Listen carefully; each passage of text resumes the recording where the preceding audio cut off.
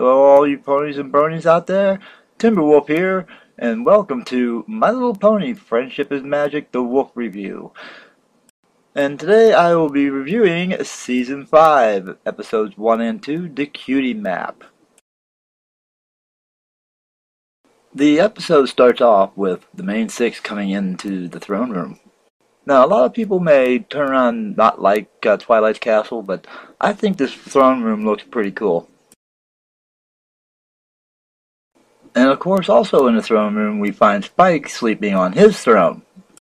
You know, if sleeping was a paid occupation, I think Spike would be one rich dragon. One of the things that I found real interesting about the throne room scene is when every pony jumped into their respective thrones, their cutie mark on the top of their throne would light up. So anyway, after a brief question from Twilight about the castle being there, and a quick answer by Rainbow Dash of why it's there, Twilight turns around and takes her seat on the throne. And after Twilight sits down, her cutie mark on her throne lights up, and soon all the other ones tend to light up as well, producing a rainbow color light ejecting from each one of them to the center of a circle to produce a table of a map. The thing I find that's so great about this map is, even though the table is very solid, the map itself is a 3D holographic image of all of Equestria. At this point, Spike wakes up and notices the map, and says, "Cool map, is this new?" "No, Spike, it's always been there. This is just the first time you've noticed it." Anyway, at this point in time, Spike jumps up on the table and begins to walk around the map. We cut to Pinkie Pie looking over the map and finding the rock farm that she grew up on. She looks down upon it and yells, "Hi, Mom and Dad!" And then all of a sudden Spike steps right on the farm. Now that reminds me of another episode. Now what was it? Oh yeah, now I remember. It was Secret to My Excess. But anyway, let's get back to the episode that we were talking about. Anywho, after Spike's little incident on the map, Twilight removes him with her magic and sets him back down into his seat. It's at this point in time when the cutie marks on the main six begin to vibrate, producing a holographic image of themselves, which is placed aboard the map. Vibrating cutie marks. What just went through my mind? I could say it, but I really don't feel like turning this into a Howard Stern show. Anyway, the cutie marks on the map show the main six where they must be heading to, so they decide to go. Now, Spike will not be going with them on this mission because he has other plans with Big Mac discussing Hoofball. And that pretty much sums up episode 1 of season 5. Let's go on to episode number 2. Episode 2 starts off with the main six taking a nice long train ride to their destination, which is at the end of the tracks. After their train ride, they had to take a nice little hike that brought them to a bluff that overlooked the town that they were headed to. From the bluff, they decided to get a closer look, so Pinkie went into one of her antics, as always, and got them a closer look.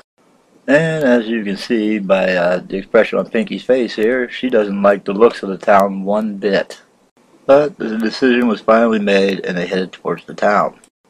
Once in the town, they got met by some rather strange ponies. Not only did all these ponies have the same cutie mark, but they had the weirdest smiles. Now, I must admit, these are some weird smiles. You know, if I ran into a town like this, there would be only one thing I'd have to do. A tactical nuke strike. Problem solved. So anyway, the main six is greeted to a warm welcome in the town, and then they are taken to the town's leader, Starlight Glimmer, who explains to the main six why all the ponies have the same cutie mark and their quaint little utopia of a town. Not only did she provide an explanation for the town, but she also decided to break into song and show the main six how happy all the ponies were for being equal. After a nice little song and parade display, Twilight and the gang were allowed to explore the town by themselves. After a brief look around the town, they decided to stop at a local eatery. As they are seated at the outside table, they begin to discuss what they have learned of the town, but then Twilight reminds them to keep it down because they are being watched. After placing their order, the proprietor, Sugarbell, requested to see them alone in private.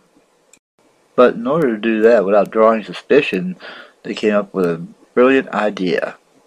And the idea required Pinkie Pie to eat up all the muffins. But the trouble is, those muffins that she ate weren't exactly the greatest she's ever tasted in the world. Twilight and the gang then enter the eatery to talk to Sugarbell.